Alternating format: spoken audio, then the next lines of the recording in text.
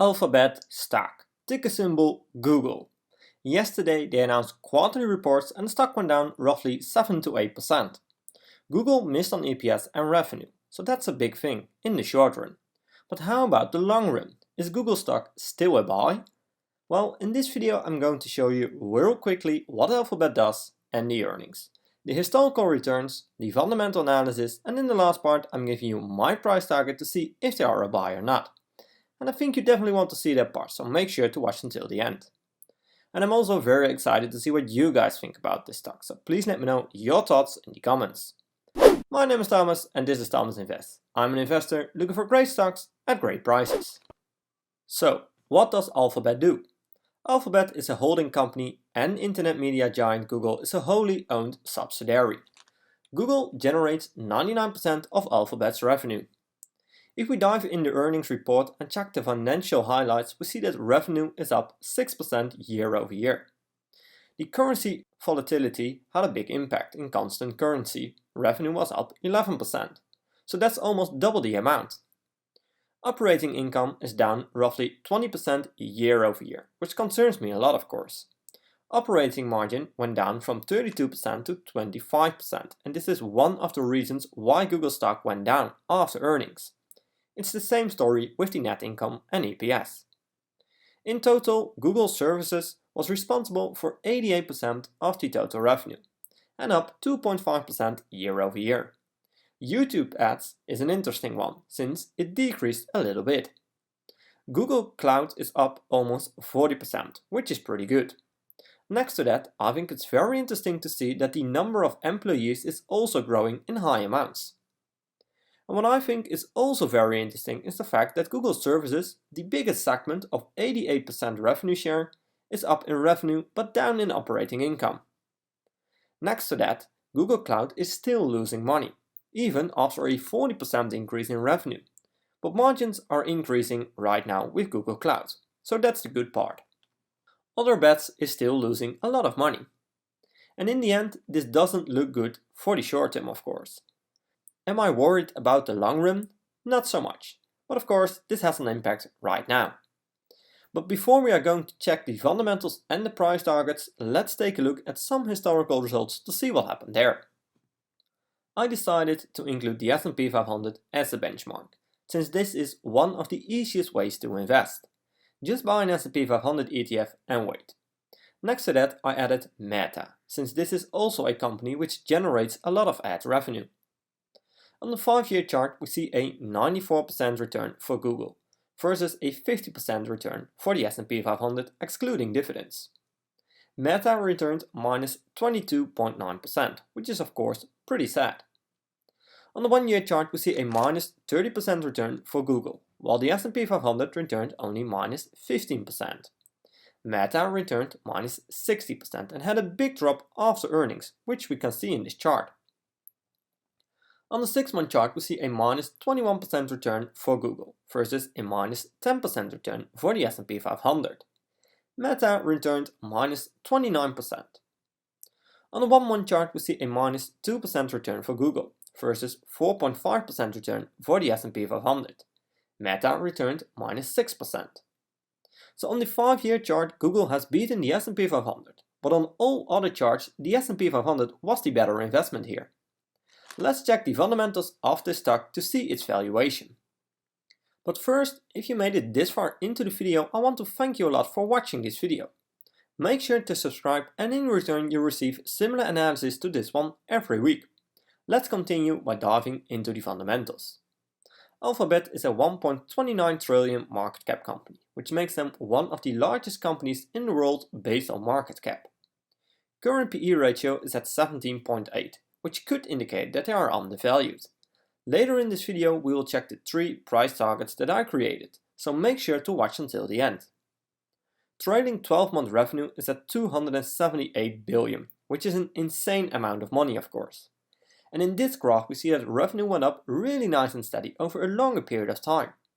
The revenue accelerated during the lockdown periods and seems to slow down just a little bit based on the most recent earnings, so this is something to keep in mind. Net income is at 72 billion, which gives us a profit margin of 25.9%, which is very nice, and above the 5-year average, which is something that I really like, of course. But of course, keep in mind that in the most recent earnings report, margins were decreasing. In this graph we see that EPS has increased quite a lot over a longer period of time. But in the past couple of quarters it decreased, which indicates that growth is starting to slow down. In this graph we see the price to sales, which is pretty high, compared to some other companies of course. But keep in mind that this industry and these type of companies have a higher price to sales in general. And it's the same story with the price to book ratio. It's too high right now, but these companies tend to have a higher price to book ratio in general. What I do like is the price to free cash flow. It's at a pretty decent level. And this has to do with the decrease in stock price of course, but also because free cash flow is growing, which we will check in a second. Analysts expect a mid-single digit growth in EPS in the coming years, which is pretty exciting to me, since it's already a big company. Revenue is expected to grow in low double-digit numbers, which is also pretty good in my opinion, for a company this big. Return on assets sit at 11.5%, which is pretty good since it's above my 10% minimum. And it's the same story with return on equity. The most important number here, return on invested capital, is at 22%, which is also really good. Google knows how to invest their money at high returns. On top of that, it's significantly higher than the 5-year average, which is also very nice. Another thing that I really like is the amount of debt compared to the current cash position. Right now, total debt is at 28 billion, while total cash is at 125 billion. Meaning they can pay off all their debt with just a blink of the eye, and still have more than 100 billion left in cash, so this looks really good. And earlier in this video I mentioned that free cash flow is increasing. In this graph we see that it went up kinda consistent in the long run, so this is also something that I like. A hot topic with Google Stock is the share buyback program. They are buying back expensive shares according to a lot of people. And this is of course not the most efficient way of investing your money. But okay, it's a great way of adding value for the investor since they don't pay dividends and they have a lot of cash available. I'm not saying this is the best way, but it's just a way. In the end, buying back shares is a good thing, since this lowers the PE ratio and increases the EPS of course. On top of that, your ownership in the company becomes bigger. So I do like this graph to be honest. Overall, I think fundamentals look really attractive, but does this mean that Google Stock is a buy? Well, let's check the 3 price targets that I created using the Everything Money software, which is one of the best tools out there. I'm using a low, mid and high assumption to get the 3 price targets, starting off with revenue growth. We see that revenue growth starts to slow down just a little bit, but it's expected that Google will grow in low double-digit numbers in the coming years, so I'm filling in 9, 10 and 11%. Since margins are decreasing a little bit in the short term, I also want to use a lower margin here, so I'm filling in 20, 22 and 24%. For the free cash flow margin, I'm filling in 22, 23 and 24%. PE ratio is at 17.8 right now. Google is of course a big company which will make it harder to grow in high amounts, so we have to factor this in. On the other hand, Google owns the advertising market, and we see that Google Cloud is increasing 40% year over year in the most recent earnings report. So I still think there's a lot of potential here, and I'm filling in 16, 17 and 18, since they have one of the biggest moats in the world, if not the biggest. I'm filling in the same numbers for the price to free cash flow. My desired annual return is 12.5%, since I can get an easy 10% average annual return with owning an ETF. Right now, Google Stock is around $96. I hit analyze, and we see a lot of green numbers.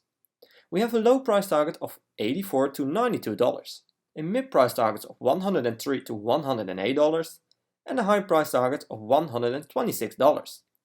So if you believe these mid or high numbers, Google Stock could be a buy. To me, the mid to high range seems the most justified number here. So that means a $103 to $126 range. My final conclusion on this stock is that I still like Google. It has the biggest moat in the world in my opinion, and they are still growing in decent amounts. Yes, the most recent earnings weren't that spectacular, and the price target is lowered a little bit versus my last video about Google. But I still think Google stock is undervalued right now. But remember to always do your own research and never fully trust on what I or other YouTubers say about a stock. I'm not a financial advisor and this content is just for entertaining purposes only. I hope you liked this video and I did bring some insights of the company to you. I would really appreciate a thumbs up and make sure to subscribe to get notified when I'm posting a new video. Thanks for watching and I will see you in my next video.